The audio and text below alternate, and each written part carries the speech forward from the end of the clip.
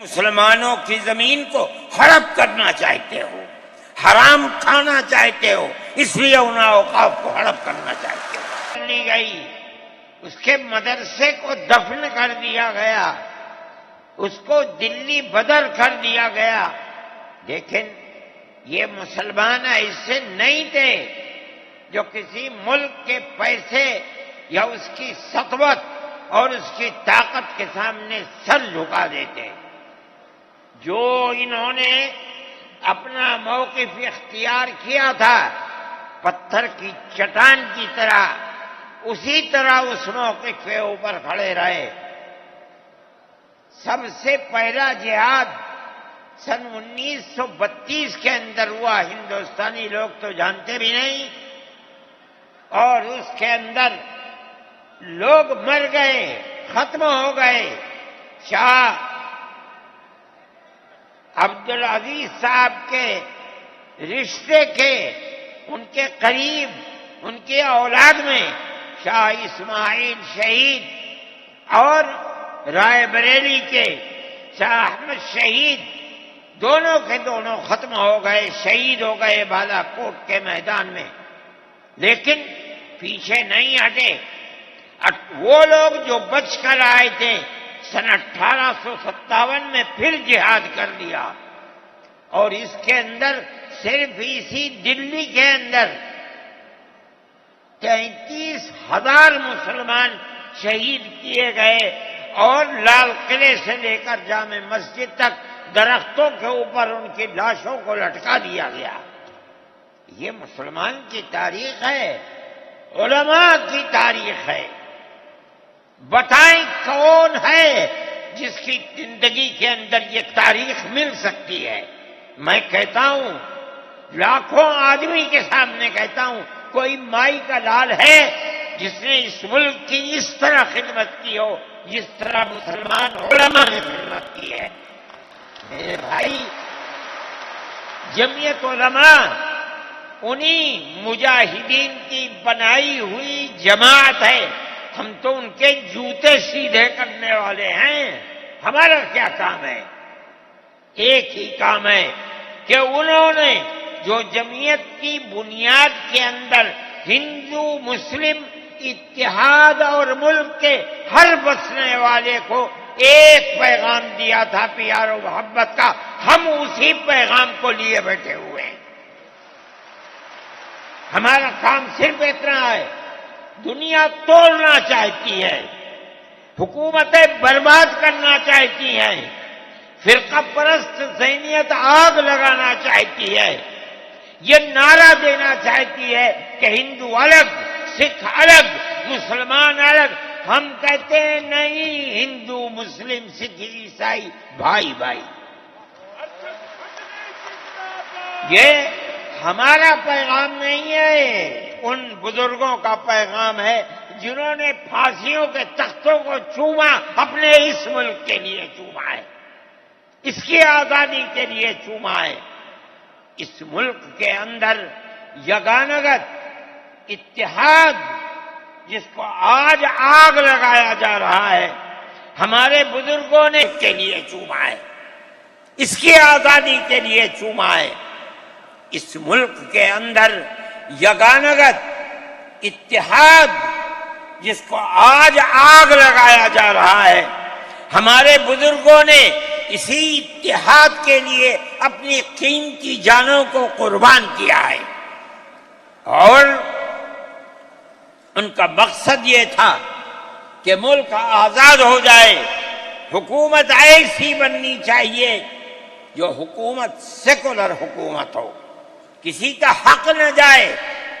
کانگریس اس لیے نہیں بنی تھی، یہ 1803 کی آواز ہے کہ ملک غلام ہو گیا، جہاد کرنا فرض ہے۔ کانگریس کا تو وجود بھی نہیں تھا۔ کانگریس تو 28 دسمبر 1985 کو بنی ہے، اور اس کا پہلا اجلاس بمبئی کے اندر ہوا ہے۔ آپ لوگ سمجھیں اس کو، کانگریس ملک کو آزاد کرانے کے لیے نہیں بنی تھی۔ کانگریس کی تجویز موجود ہے. وہ کہتے ہیں کہ ہندو مسلم ملک کے بسنے والوں کی اس جنگ و جدال سے دو جہاد، سن 32 کا 1857 کا، اس جہاد کے نتیجے میں جو برطانیہ کی حکومت اور ہندوستان کی حکومت میں دوری پیدا ہو گئی ہے، کانگریس کا مقصد تھا کہ اس دوری کو ختم کر دیا جائے، ملک کو اپنے گردن سے زنجیر غلامی کی نکال کر توڑ دیا جائے. کانگریس کا مقصد نہیں تھا. میں آپ سے کہتا ہوں یہ بات ہے اور کانگریس کی تجویز میں موجود ہے، کوئی اس کی تردید نہیں کر سکتا. کسی نے حضرت گنگوہی رحمت اللہ علیہ سے پوچھا کہ ایک جماعت بنی ہے جو ہندوؤں نے بنائی ہے انگریز کے ساتھ مل کر، کیا مسلمان اس جماعت میں شریک ہو سکتا ہے؟ حضرت نے فتویٰ دیا اور یہ کہا کہ جس طرح اپنے کاروبار میں ہندو مسلمان شریک ہو سکتا ہے، اسی طرح اس پارٹی کے اندر بھی ہندو مسلمان شریک ہو سکتا ہے، بشرطے کہ دین کو کوئی نقصان نہ پہنچے. اس فتوے کا نام ہے نصرت الابرار. جو پرانی یونین مکتبیں ہیں، لائبریریاں ہیں، یہ آج بھی وہاں موجود ہے. یہ صرف فتویٰ نہیں ہے، یہ اس لیے ہے کہ یہ اشارہ ہے کہ مسلمانوں کو کانگریس کے ساتھ شریک ہونا چاہیے اور کانگریس کے اس نظریے کو بدلنا چاہیے. کانگریس کے اندر مستقل غلامی کی زنجیر کو توڑنے کے لیے اور انگریز کے ساتھ جہاد کرنے کے لیے تیار کرنا چاہیے. مسلمان جوق در جوق اس کے اندر شریک ہوئے، کانگریس کے اس نظریے کو بدل دیا اور کانگریس کو ملک کی آزادی کے لیے کھڑا کر دیا. یہ مسلمان کا، علماء کا، جمعیت علماء کا کردار ہے. کوئی مانے نہ مانے، تاریخ میں لکھی ہوئی چیزیں ہیں. ہم سے پوچھے، ہم وہ تاریخ کی لکھی ہوئی چیزیں دیں گے. ہماری تاریخ کو مٹا دیا گیا. وہ طبقہ جو آج ملک کے اندر اسلام اور مسلمانوں کو دفن کرنا چاہتا ہے، وہ ہماری تاریخ کو دفن کرنے کے اندر کامیاب ہو گیا. مگر ہم کہتے ہیں یہ ہماری تاریخ ہے. میرے بھائی، ملک اسی طرح چلتا رہا. جیسے جیسے آزادی قریب آتی رہی، جمعیت علماء ہند وہ تنہا ایک جماعت تھی جو برابر موتی لال نہرو، جواہر لال نہرو، گاندھی جی سے یہ بات کہتی رہی کہ ہمیں ضمانت دو.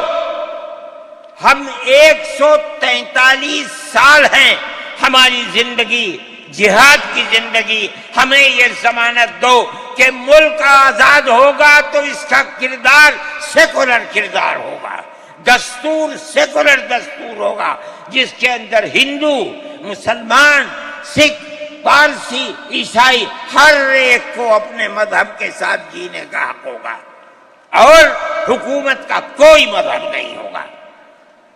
ہمارے پاس تجویزیں موجود ہیں. برابر ہمیں مفتی کفایت اللہ صاحب جو جمعیت علماء کے اس وقت صدر تھے، نام لے کر ان کے پاس موتی لال نہرو، گاندھی جی، یہ لوگ اپنی ورکنگ کمیٹیوں کی تجاویز بھیجتے ہیں. مفتی صاحب کرم فرما، مفتی صاحب یہ ہے کہ ہمارا ملک جب آزاد ہوگا ہم گارنٹی دیتے ہیں کہ ملک سیکولر ملک ہوگا. اس کا کیا مطلب ہے؟ ہمارا کردار، ہمارا مذہب، ہمارا وقت، ہر چیز آزاد رہے گا. مسلمان جس طرح چاہے گا اپنی زندگی گزارے گا، اپنے مذہب کو سینے سے لگا کر زندگی گزارے گا. میں یہ بات صرف ہوائی نہیں کہہ رہا ہوں، آپ غور سے اس تحریر کا ایک ایک لفظ سنیں. ہری پور ضلع سورت کا اجلاس عام جو 19، 20، 21 فروری 1938 میں 47 میں ملک آزاد ہوا، یہ اجلاس 1938 میں، اس سے بھی 9 سال پہلے، یعنی آج کے مقابلے میں 80 سال پہلے یہ اجلاس ہوا تھا۔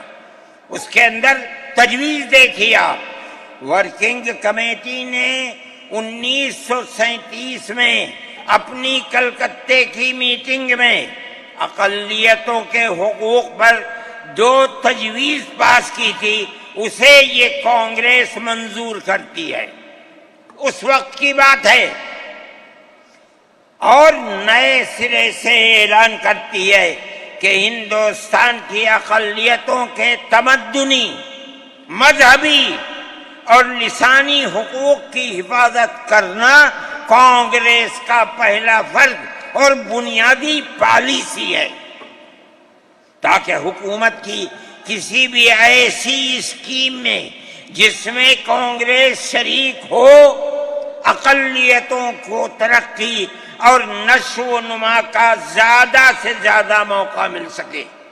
آپ الفاظ پر غور کیجئے، اور وہ قوم کی سیاسی، اقتصادی اور کلچرل زندگی میں پورا حصہ لے سکے۔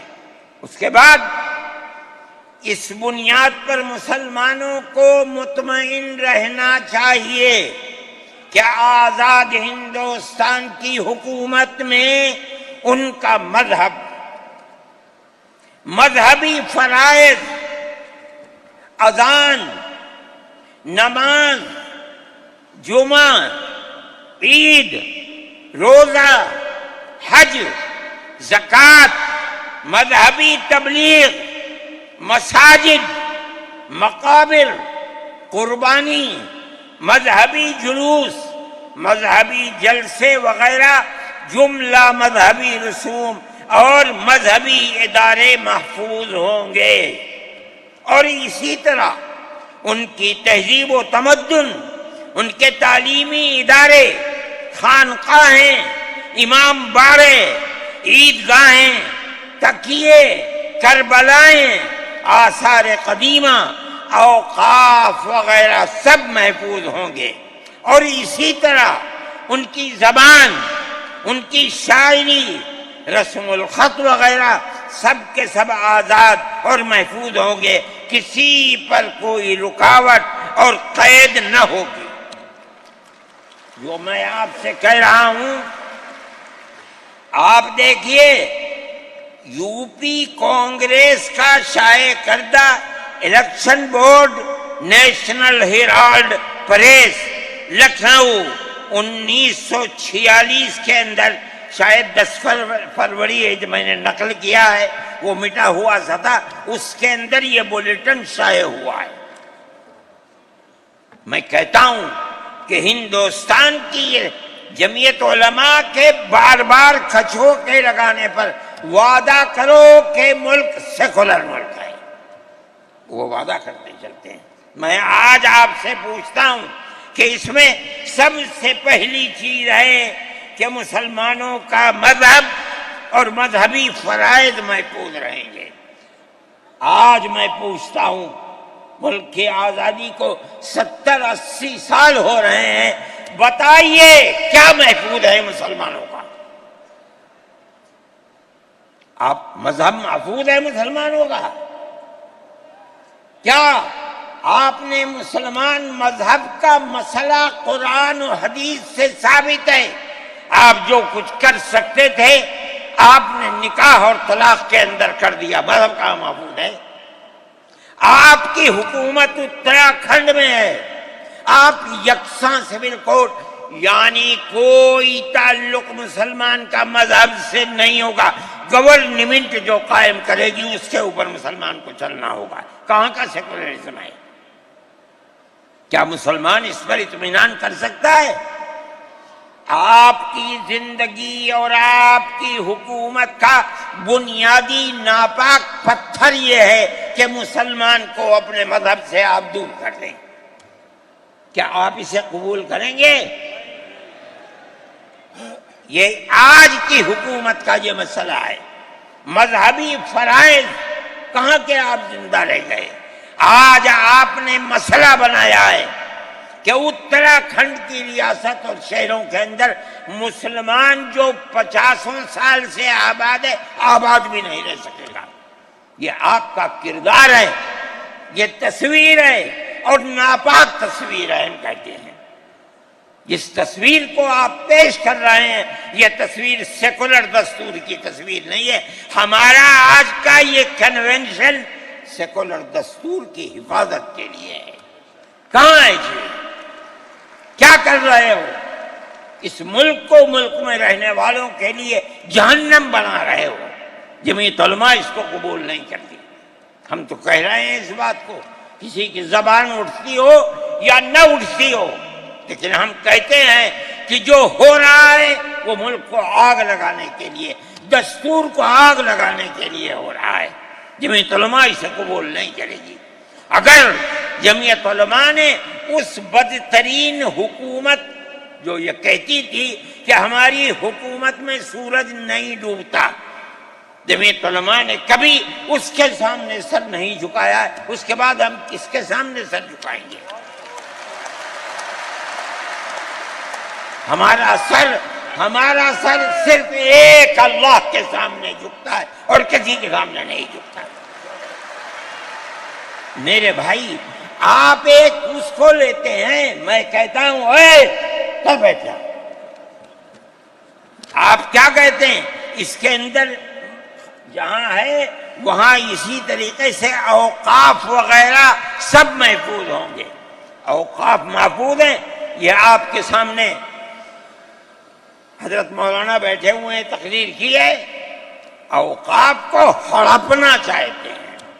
ہماری مسجدیں اسی دلی کے اندر 400 500 سال کی مسجدیں ہیں، جس میں جمعیت علماء کا دفتر بنا ہوا ہے، عبد النبی اکبر کے زمانے کی مسجد ہے۔ اور کتنی مسجدیں ہیں جن کے پاس اوقاف، اللہ اکبر، لاکھوں کروڑ کے اوقاف ہیں۔ جونپور میں جا کر کے دیکھو کیسی مسجدیں ہیں، دلی کے قرب و جوار میں دیکھو کتنی بڑی بڑی مسجدیں ہیں۔ ہندوستان کا وہ طبقہ جو ان مساجد کے اوقاف کو ہڑپ کرنا چاہتا ہے، کہتا ہے اگر کسی وقف زمین یا مسجد یا کسی بھی چیز کے کاغذات وقف کے نہیں آئیں اس کو وقف نہیں مانا جائے گا۔ کون 500 سال پرانے کاغذات لا کر کے پیش کر دے گا؟ قانون یہ تھا کہ جو مسجد بنی ہے، جو وقف پر بنتی ہے وہ وقف ہے۔ آپ کو کیا درد ہے کہ آپ اس وقف کو ختم کرتے ہیں؟ اس کا مطلب ہے مسلمانوں کی زمین کو ہڑپ کرنا چاہتے ہو، حرام کھانا چاہتے ہو، اس لیے ان اوقاف کو ہڑپ کرنا چاہتے ہو۔ ہم اس کو قبول نہیں کرتے۔ اوقاف ہمارے آباء و اجداد کے کیے ہوئے ہیں۔ اوقاف اللہ کی ملکیت میں دیے ہوئے ہیں، مسجدیں بنی ہوئی ہیں، آپ ان کی حفاظت کیجئے، اس لیے کہ ہم اس ملک کے رہنے والے ہیں، ہم باہر سے آئے ہوئے نہیں ہیں۔ اگر ہندو گوجر ہے مسلمان بھی گوجر ہے، اگر ہندو جاٹ ہے مسلمان بھی جاٹ ہے، اگر ہندو راجپوت ہے مسلمان بھی راجپوت ہے۔ جاؤ دیکھو کشمیر کے اندر، اگر ہندو برہمن ہے مسلمان بھی برہمن ہے۔ ہم اسی ملک کے رہنے والے ہیں۔ کسی کو اچھا لگا یہ مذہب وہ اس مذہب میں چلا گیا، کسی کو یہ مذہب اچھا لگا وہ اس مذہب میں چلا گیا۔ کیا مذہب کی بنیاد پر اس ملک کے اندر آپ ہمیں جینے کا حق نہیں دیں گے؟ ہم اپنے جینے کا حق کو لیں گے۔ آپ نے جس سیاست کو اختیار کیا، آپ 2 الیکشن پہلے دیکھیے کس قوت کے ساتھ بی جے پی آئی تھی۔ آپ نے جس پالیسی کو اختیار کیا، سیکولرزم کو آگ لگانی چاہیے، اس کا نتیجہ اس الیکشن میں کیا ہوا؟ बीजेपी हार गई।